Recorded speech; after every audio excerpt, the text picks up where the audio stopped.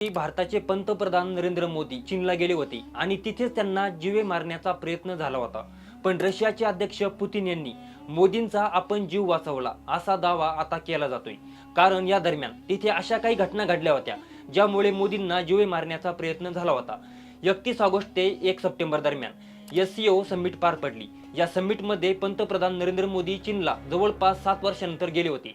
SCO summit दरम्यान मोदी यांच्या जीवाला धोका असल्याची कुणकुण रशियाला लागली होती अशी चर्चा सुरू आहे।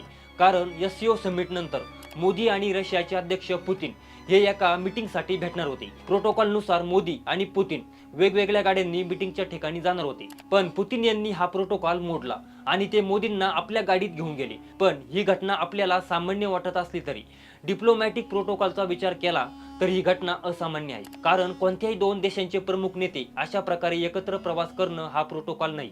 मोदी असो किंवा पुतिन, एखाद्या देशाचे प्रमुख जेव्हा दुसऱ्या देशामध्ये जातात तेव्हा त्यांचं मिनिट टू मिनिट वेळापत्रक ठरलेलं असतं। बरं, एवढेच नाही तर मोदींना सोबत घेऊन जाण्यासाठी पुतिन यांनी त्यांची 10 ते 15 मिनिटं वाट पाहिली होती। त्यानंतर ते दोघे त्या गाडीमध्ये जवळपास 45 मिनिटं एकत्र बसले होते। ही घटना असामान्य आहे। पुतिन यांनी अशा प्रकारे प्रोटोकॉल मोडून मोदींना आपल्या सोबत नेलं।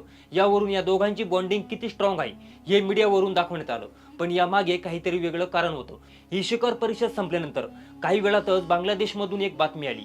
बांगलादेशची राजधानी ढाका इथल्या अत्यंत उच्चभ्रू अशा वेस्टर्न हॉटेलच्या रूम नंबर 808 मध्ये अमेरिकन सैन्याचे विशेष दलाचे अधिकारी टेरेन्स ऑरवेन जॅक्सन यांचा मृतदेह रहस्यमय अवस्थेत आढळला।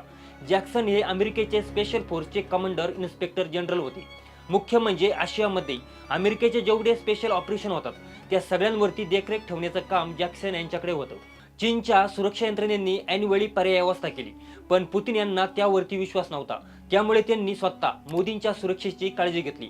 अशा प्रकारे पुतिन यांनी चीनमध्ये मोदींचा जीव वाचवला। अमेरिकेने लादलेल्या टॅरिफमुळे भारत, रशिया आणि चीनच्या आणखी जवळ गेलाय अशी धास्ती अमेरिकेने घेतली आहे। यासाठी अमेरिकेच्या गुप्तचर यंत्रणेनं मोदींच्या हत्येचा प्लॅन रचला आता असं बोललं जाते।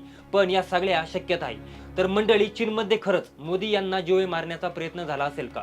तुम्हाला या सगळ्या बाबत काय वाटतं? तुमची मतं आणि प्रतिक्रिया आम्हाला कमेंट करून नक्की सांगा।